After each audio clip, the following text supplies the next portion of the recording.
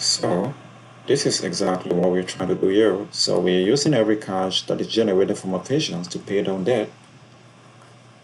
So now we will just minimize this working capital section since we already had use for it already. So we just go Alt AH to hide that. And then we have our depreciation section. We can also hide it, Alt AH. Our asset schedule section, we already used it already. So we just hide that. We keep hiding, even the income tax schedule. We could hide it. And then now we have our debt schedule, which we are ready to start constructing. So to begin first, we will account for the years going forward from 2023 to 2027. And then what we are trying to do here, or what we're going to be doing here, is we're going to take whatever cash that we have from operating activities, we will add it to whatever we have as the opening cash balance, and then we will deduct any cash that will be used in investing activities. And also, we'll also adjust for any mandatory debt repayments that will come from a Term Loan 1, Term Loan 2, and subordinated debt. And also, we will also adjust for any equity issuance or repurchase of equity and payments of dividends. And also, we will deduct any minimum cash balance. So all what we are saying here is that the total cash generated in the period, we will use that cash to now fund these debt repayments. So that's exactly what we are doing. So to begin, we want to talk about the floating rate benchmark. So the floating rate benchmark, it is just, in this case, we could say it could be based on a prime rate, like for example, in Canada, it is based on the prime rate, that is the Bank of Canada, or in the United States, it's the London Interbank Offer Rate. So we are saying here that whatever the base rate will be, which these investors will be comfortable at receiving as interest. So we take whatever the base rate will be, and then we adjust it for the floating rate benchmark. And then we could also adjust it for the swap rate if ever there's gonna be any. Say the base rate is not fixed, it's a fixed floating swap, we will have to adjust the base rate to a certain premium to compensate the lenders for additional risk taken as a result. So it depends on the jurisdiction. So we also account for jurisdictional risk and also the risks of taking these bonds, so of this investment. So what we are saying here is that the floating rate is based on LIBOR, that is the London Interbank Offer Rate.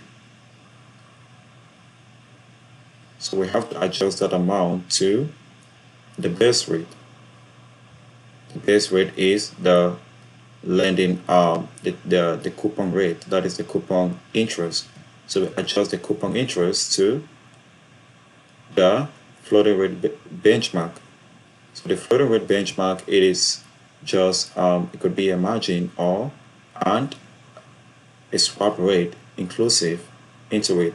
So we are saying here that the additional risks taken by the lenders to invest in such a bond, they have to be compensated by that risk.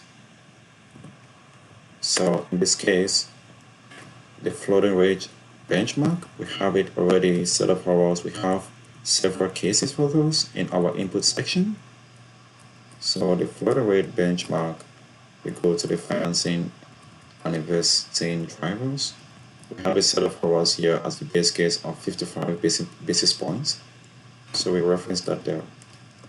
We can copy Alt ESF to keep the formatting in place. So we know how to convert a basis point to a percentage, we divide it by 10,000. So we have it set up there. We're gonna be using this later on to calculate the interest that will be paid to the term loan A, term loan B, subordinated debt, and also the line of credit. So in this case, going forward, we want to model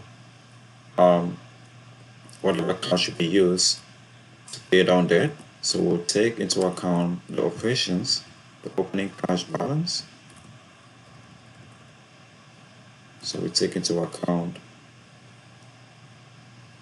the opening cash balance, and then cash generated from operations. So we take into account whatever this target company will be generating from its operations, and then we will later on offset that by the cash used in investing activities. And then for the mandatory debt issuance and repayments, we will later on bring this year later on in the model, that we have to also account for any adjustments that must be made, that is mandatory repayments or required repayments. And also for the equity issuance and repurchase, we also have to account for that later on in the model. So for the payments of dividends, we'll also have to account for that later on in the model. Then the only thing we have to reference here is that minimum cash balance. So we are saying that no matter the outcome of this transaction, this private equity will not spend above $5 million. So we are always gonna be referencing $5 million